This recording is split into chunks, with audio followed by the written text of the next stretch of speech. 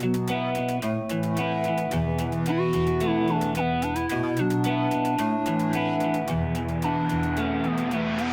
in season 2, when I played with them for the first time, I was still going to school by then, and it was like really unexpected that I would get the opportunity to play with them. But I didn't take it like super duper serious, but once they invited me to go down to the house, it was like a very good feeling for me, because I felt like I could leave school behind and take the chance of going there and like meshing well with the guys and just being a good player in general.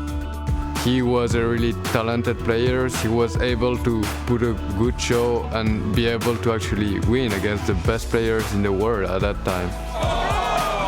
Jez is almost getting one shot. Ace in the hole comes through, finishes the job. He was basically the one that helped the structure and the team to jump from an average team to a really good team that was able to compete against the best teams in the world. An applause is in order for these guys, the Spring Split champions once again.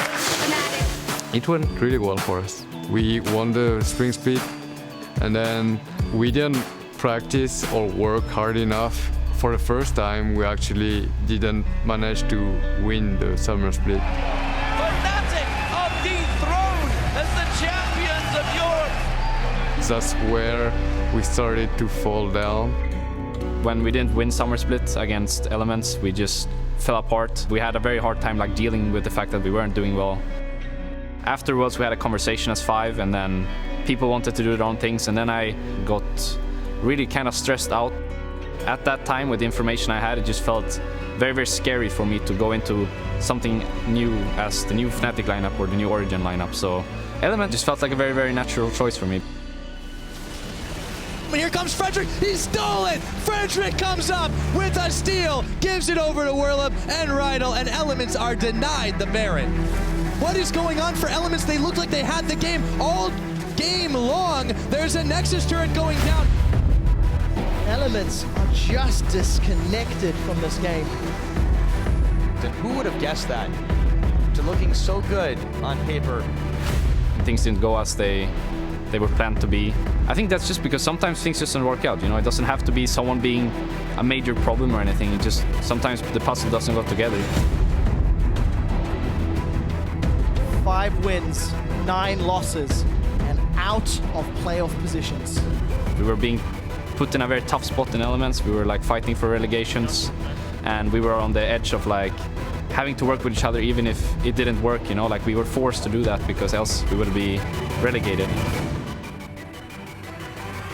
At this point I realized that spending like 16 hours every day playing the game is not gonna actually help me win a championship or be in the best team or to be the best player, because after all it's a team game, you know? I kind of forgot that somewhere along the line. I just forgot that it's a team game and I can't play it by myself. So at that point I kind of realized that I have to play less and spend more time like actually mashing well with the team. I learned so many valuable things that I wouldn't have learned otherwise. I've definitely grown as a person, I think.